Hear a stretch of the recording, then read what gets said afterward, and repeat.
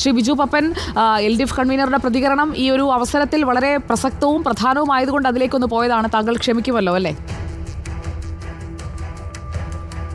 അയ്യോ, നമുക്ക് ക്ഷമിച്ചു. ശ്രീ ബിജു പപ്പൻ, അങ്ങ് ഒരു രാഷ്ട്രീയം പറയുന്ന വീട്ടിൽ നിന്ന് വരുന്ന ആൾ കൂടിയാണ്. അങ്ങയുടെ അച്ഛൻ മേയറായിരുന്നു. അപ്പോൾ രാഷ്ട്രീയം, അതോടൊപ്പം തന്നെ ഈ വിഷയങ്ങളിൽ ചർച്ചയാകുന്ന മുകേഷിന്റെ പേര്, അദ്ദേഹം MLA കൂടിയാണ്. അദ്ദേഹത്തിനെതിരെ ഇപ്പോൾ ചുമത്തിയിരിക്കുന്നത് ബലാത്സംഗ കുറ്റമടക്കമുള്ള വകുപ്പുകളാണ്. MLA സ്ഥാനത്ത് അദ്ദേഹം തുടരണോ? താങ്കൾക്ക് എന്ന് തോന്നുന്നു? ഒരു നടനും MLAയുമാണ്. അപ്പോൾ ഒരു നടനെന്ന നിലയിൽ, രാഷ്ട്രീയം പറയുന്ന ഒരു വീട്ടിൽ നിന്ന് വരുന്ന ഒരാളെന്ന നിലയിൽ താങ്കളുടെ ഒരു അഭിപ്രായം എന്താണ്? അല്ല, അതിൽ ഉള്ളൊരു പ്രശ്നം, അദ്ദേഹം ഒരു പാർട്ടി അംഗമാണ്, അല്ലെങ്കിൽ ഒരു പാർട്ടി ഉത്തരവാദിത്തപ്പെട്ട ഒരു പോസ്റ്റിൽ നിന്ന് മത്സരിച്ച് ജയിച്ച ആളാണ്. അപ്പോൾ അതിനെക്കുറിച്ചൊരു തീരുമാനമെടുത്ത് അദ്ദേഹത്തിൻ്റെ അടുത്ത് പറയേണ്ടത് ആ പാർട്ടിയാണ്. അല്ല, ഇപ്പോൾ അമ്മയിലെ ഭാരവാഹി സിദ്ദിഖേട്ടനെതിരെ ഒരു ആരോപണം വന്നപ്പോൾ സിദ്ദിഖേട്ടൻ രാജിവെച്ചതുപോലെ അത്ര ഈസി ആയിട്ട് മുകേഷ് ഏട്ടൻ രാജിവെക്കാൻ പറ്റില്ല. ഒരു സംഘടനാ സംവിധാനത്തിൻ്റെ അകത്ത് നിൽക്കുന്ന ആളുകളുടെ സംഘടനയുടെ ഉത്തരവാദിത്തപ്പെട്ട ഭാഗത്തു നിന്നുള്ള നിർദ്ദേശം അനുസരിച്ച് മാത്രമേ അദ്ദേഹത്തിന് പ്രതികരിക്കാനും പ്രവർത്തിക്കാനും കഴിയൂ. ഇതിലിപ്പോൾ CPI, ഇടതുപക്ഷത്ത് തന്നെ നിൽക്കുന്ന CPI അദ്ദേഹത്തിന്റെ രാജി ആവശ്യപ്പെടുന്നുണ്ട്. രാജിവെക്കുന്നത്, അതായത് സ്വയം ഒഴിഞ്ഞു പോകുന്നതാണ് സംഘടനയ്ക്കും മുന്നണിക്കുമൊക്കെ നല്ലതെന്നാണ് അവർ പറയുന്നത്. അല്ല, ഒരു ഘടകകക്ഷി എന്നുള്ള നിലയ്ക്ക് അവർക്ക് പറയാനുള്ള അഭിപ്രായം പറയും. അതിനെക്കുറിച്ചൊരു തീരുമാനമെടുക്കാൻ വേണ്ടി അവർ അടിയന്തരമായി കമ്മിറ്റി കൂടെയല്ലേ അവർ. എന്നെ സംബന്ധിച്ചിടത്തോളം മുകേഷ് ഏട്ടൻ ഒരു കലാകാരൻ എന്നുള്ള നിലയ്ക്കുള്ള അഭിപ്രായങ്ങളെ എനിക്ക് പറയാൻ പറ്റും. ഇപ്പം തന്നെ സംഘടനാ സംവിധാനത്തിൻ്റെ അകത്ത് പറയേണ്ട കാര്യങ്ങൾ നമ്മളിപ്പോൾ പുറത്ത് പറയേണ്ടി വന്നത് ഈ രാജി കാരണമാണ്. അല്ലെങ്കിൽ നമുക്ക് ജനറൽ ബോഡി പറയേണ്ട കാര്യങ്ങൾ ജനറൽ ബോഡി തന്നെ പറയണം. പുറത്ത് പറയാൻ പാടില്ലെന്ന് ജനറൽ ബോഡിയിൽ പല പ്രാവശ്യം പറഞ്ഞിട്ടുള്ള ആളാണ് ഞാൻ. ആ സംവിധാനത്തിൻ്റെ അകത്ത് നിന്ന് പറയേണ്ട കാര്യങ്ങൾ അതിൻ്റെ അകത്ത് തന്നെ പറയണം. ഇപ്പോൾ മുകേഷ് ഏട്ടനെ കുറിച്ച് ഒരു അഭിപ്രായം പറയേണ്ടത് മുകേഷ് ഏട്ടൻ പ്രവർത്തിക്കുന്ന രാഷ്ട്രീയ പാർട്ടിയുടെ അതിൻ്റെ ഉത്തരവാദിത്തപ്പെട്ട പദവിയിലിരിക്കുന്നവരാണ് പറയേണ്ടത്. താങ്കളുടെ വ്യക്തിപരമായ അഭിപ്രായമോ? താങ്കൾ ഈ പാർട്ടിയുടെയോ സംവിധാനത്തിൻ്റെയോ ഒന്നും ഭാഗമല്ലല്ലോ. താങ്കളുടെ മേഖലയിൽ നിന്ന് ഉയർന്ന ആരോപണമാണ്. ഒരു നടിയുടെ വ്യക്തിപരമായ ഒരു അഭിപ്രായം. ആ നടിക്കൊപ്പമാണോ മുകേഷിനൊപ്പമാണോ? അല്ല, വ്യക്തിപരമായ അല്ല, ഞാൻ ആരോപണ വിധേയനായി നിൽക്കുന്നതാണ് മുകേഷ് ഏട്ടൻ. മുകേഷ് ഏട്ടൻ ഇത് തെറ്റ് ചെയ്തിട്ടുണ്ടോ ഇല്ലേ എന്ന് പരിശോധിക്കുന്നതിന് വേണ്ടി ഒരു 10 അംഗ നല്ല പ്രഗത്ഭന്മാരായിട്ടുള്ള ഉദ്യോഗസ്ഥരെ വെച്ചിട്ടുണ്ട്. മുകേഷ് ഏട്ടൻ തെറ്റ് ചെയ്തിട്ടുണ്ടെങ്കിൽ ഞാൻ ഈ ആരോപണം ഉന്നയിച്ച അവരുടെ ഒപ്പം തന്നെയാണ്. ഇപ്പോൾ ഈ പരാതിയുമായി മുന്നോട്ട് വന്ന ആളെ ഈ കുറ്റം തെളിയിക്കപ്പെടുന്നത് വരെ പിന്തുണയ്ക്കുന്നില്ല എന്നാണോ? അങ്ങനെയല്ല, പരാതിപ്പെടണം എന്ന് ആഗ്രഹിക്കുന്ന ഒരാളാണ്. ഒരു വിഷയമുണ്ടെങ്കിൽ കാരണം ഇപ്പോൾ അമ്മയിൽ 250ഓളം സ്ത്രീകളുണ്ട്. ഈ 250 സ്ത്രീകളിൽ അഭിപ്രായ വ്യത്യാസമുള്ള കുറച്ച് പേര് അവിടെ നിന്ന് പുറത്തുപോയി.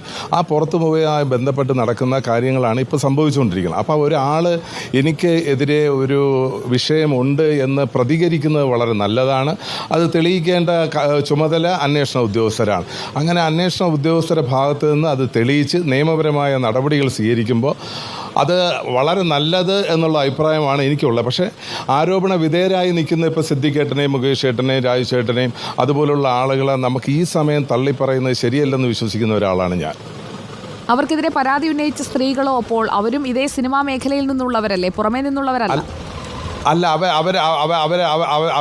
അവരെ നമ്മൾ എതിർത്ത് പറയുന്നില്ല. ഞാൻ പറഞ്ഞത് ഇപ്പോൾ കലാകാരന്മാരെ സംബന്ധിച്ചിടത്തോളം ഒരു പ്രശ്നം, അവർക്കൊരു ക്രൈസിസ് വന്നാൽ അവരൊപ്പം നിൽക്കുന്നവരാരും പിന്നെ അവരെ ഫോൺ ചെയ്യാറില്ല, അവരെ വിളിക്കാറില്ല, അവർ ഫോൺ എടുക്കാറില്ല.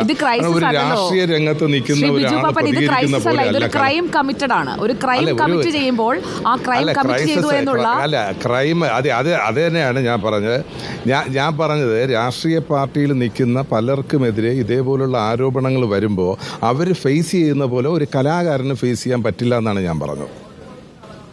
മുകേഷ് കലാകാരൻ മാത്രമല്ല, അവർക്ക് ഇത് ഫേസ് ചെയ്യുമ്പോൾ ഇതെന്താണ് സംഭവിക്കുക, അതാണ് ഞാൻ പറഞ്ഞത്. അദ്ദേഹം പ്രവർത്തിക്കുന്ന പാർട്ടിയുടെ ഉത്തരവാദിത്തപ്പെട്ട ആളുകളാണ് അദ്ദേഹത്തിന് നിർദ്ദേശം കൊടുക്കേണ്ടത് എന്ത് നടപടി സ്വീകരിക്കണമെന്ന്. ഇപ്പോൾ സിദ്ദിഖ് ജനറൽ സെക്രട്ടറി സ്ഥാനം ഒഴിഞ്ഞു. മാത്രമല്ല അമ്മയുടെ അല്ലെങ്കിൽ AMMയുടെ എക്സിക്യൂട്ടീവ് തന്നെ ഇപ്പോൾ ഇല്ല, എക്സിസ്റ്റ് ചെയ്യുന്നില്ല. അഡ്ഹോക് കമ്മിറ്റി മാത്രമാണുള്ളത്. അങ്ങനെയാണെങ്കിൽ ആരോപണം തെളിഞ്ഞിട്ട് ഇറങ്ങിയാൽ മതിയായിരുന്നല്ലോ. എന്തിനാണ് സിദ്ദിഖ് രാജിവെച്ചത്? അല്ല, സിദ്ദിഖേട്ടൻ രാജിവെച്ചത്, സിദ്ദിഖേട്ടൻ ഒരു കലാകാരൻ എന്നുള്ള നിലയ്ക്ക് സിദ്ദിഖേട്ടനെതിരെ ഒരു ആരോപണം ഉന്നയിച്ചപ്പോൾ സിദ്ദിഖേട്ടൻ രാജിവെച്ചു. അപ്പോൾ അതേപോലെ ആരോപണ വിധേയരായിട്ടുള്ള ബാക്കി അമ്മയിലെ ഭാരവാഹികളുണ്ടെങ്കിൽ അവരും രാജിവെക്കേണ്ടതാണ്. അപ്പോൾ അവരെ രാജിവെച്ച് കഴിയുമ്പോൾ ഇത് എങ്ങനെ മുന്നോട്ട് പോകുമെന്നുള്ള, ഇപ്പം ലാലേട്ടൻ എന്ത് തീരുമാനമാണ് ആ സമയം എടുത്തെന്നുള്ള ലാലേട്ടന് മാത്രമേ അറിയാവൂ. ലാലേട്ടൻ മമ്മൂക്കയായിട്ട് സംസാരിച്ചിട്ടാണ് ആ തീരുമാനമെടുത്തത്. അടുത്ത് എന്ത് നടപടികൾ വർഷങ്ങളായി ലാലേട്ടൻ ഇതുപോലെയുള്ള സംഭവങ്ങളൊക്കെ നേരത്തെയും മറ്റു കാര്യങ്ങളിലും ഒക്കെ വന്നപ്പോഴും എടുത്ത നിലപാട് ഞാൻ ഇതിനില്ലേ എന്നുള്ളതാണ്. ഇത്തവണയും അദ്ദേഹം അതുതന്നെ പറയാനാണ് സാധ്യത. ഈ പ്രശ്നങ്ങൾക്കും ഇതൊക്കെ ഈ ആരോപണ വിധേയരുടെ കാര്യമാണ്, അവരാണത് തെളിയിക്കുകയും ഒക്കെ ചെയ്യേണ്ടത്. ലാലേട്ടന് മതിയായാലും നമ്മളെപ്പോലുള്ള ഒരു അംഗത്തിന് ലാലേട്ടനെ അങ്ങനെ പെട്ടെന്ന് വിടാൻ പറ്റില്ല. കാരണം ഇത് വളരെ പ്രയാസമുള്ള ഒരു ഉത്തരവാദിത്വമാണ് ഇതിൻ്റെ പ്രസിഡന്റ് എന്നുള്ള. കാരണം ഈ 502ഓളം ആളുകളിൽ ഒരു നിവൃത്തിയുമില്ല. 10,000-ന് താഴെ വരുമാനമുള്ളവരും ഒരു സിനിമയിൽ 10 കോടിക്ക് മുകളിൽ വരുമാനമുള്ള ആർട്ടിസ്റ്റുകളുള്ള ഒരു സംഘടനയാണ്. അപ്പോൾ ആ സംഘടനയ്ക്കകത്തുള്ള ഒരു നിവൃത്തിയുമില്ലാത്ത ആളുകളുടെ ആരോഗ്യപരമായ പ്രശ്നങ്ങൾ പരിഹരിക്കാൻ ഇപ്പോൾ ലാലേട്ടനെ സംബന്ധിച്ചിടത്തോളം ലാലേട്ടനെ ഒരു നിമിഷം പോലും ഈ പറയുന്ന കാര്യങ്ങൾക്ക് ചെലവഴിക്കേണ്ട ആവശ്യമില്ല. ലാലേട്ടൻ വളരെ തിരക്കുള്ള ആളാണ്. പക്ഷേ ലാലേട്ടൻ അവിടെ വരുമ്പോൾ, അമ്മയുടെ മീറ്റിങ്ങിൽ വരുമ്പോൾ അതിൻ്റെ അകത്തുള്ള വളരെ സീനിയർ ആയിട്ടുള്ള അംഗങ്ങൾ അവരെ കുടുംബ പ്രശ്നങ്ങൾ, അവരെ മാനസിക പ്രശ്നങ്ങൾ, അവർ അനുഭവിക്കുന്ന ഓരോ വിഷയങ്ങൾ വെൽഫെയർ ഉറപ്പാക്കണം. ശ്രീ ബിജു പപ്പൻ വെൽഫെയർ ഉറപ്പാക്കണം. പക്ഷേ ഇവിടെ സ്ത്രീകളുടെ മാനത്തിന് വില പറഞ്ഞവരാണ് മറുഭാഗത്ത് നിൽക്കുന്നത്. ആ ആരോപണങ്ങളാണ് ഉയർന്നിരിക്കുന്നത്. ഹേമ കമ്മിറ്റി റിപ്പോർട്ടിലെ ഫൈൻഡിങ്സും അതാണ്. അവരൊക്കെ പുറത്തു വരണ്ടേ? ഇരകൾക്കൊപ്പം നിൽക്കുക എന്നതല്ലേ നമ്മൾ ആത്മാർത്ഥമായി ചെയ്യേണ്ടത്? അതോ ആരോപണം തെളിയുന്നത് വരെ ഇരയ്ക്കൊപ്പവും വേട്ടക്കാരനൊപ്പവും ഒരേപോലെ ഓടുന്നതല്ലോ ശ്രീ ബിജു പപ്പൻ? ശരി, എന്നെ ഒരു വല്ലാത്ത അവസ്ഥയെ കൊണ്ടിടരുത്. കാരണം എന്നറിയാം, ഞാൻ ഈ കാര്യങ്ങളിൽ പ്രതികരിക്കുമ്പോൾ ഉള്ള ഒരു പ്രശ്നം, നമ്മൾ ഇനിയും ഇതുമായി ബന്ധപ്പെട്ട് മുന്നോട്ട് പോകേണ്ട ആളാണ്. അപ്പോൾ ഞാൻ ഈ പറയുന്ന കാര്യങ്ങളിൽ ആരോപണ വിധേയരായ ആളുകളെ ഞാൻ ബന്ധപ്പെടാൻ ശ്രമിച്ചിട്ടുണ്ട്. അവരുടെ മറ്റവരെ എനിക്ക് പരിചയമില്ലാത്തതുകൊണ്ട് ഞാൻ അവരെ വിളിച്ചിട്ടില്ല എന്നേ ഉള്ളൂ. അവരെ എനിക്ക് പരിചയമുണ്ടായിരുന്നെങ്കിൽ അവരെയും വിളിച്ച് ഞാൻ കാര്യങ്ങൾ അന്വേഷിച്ചേനെ.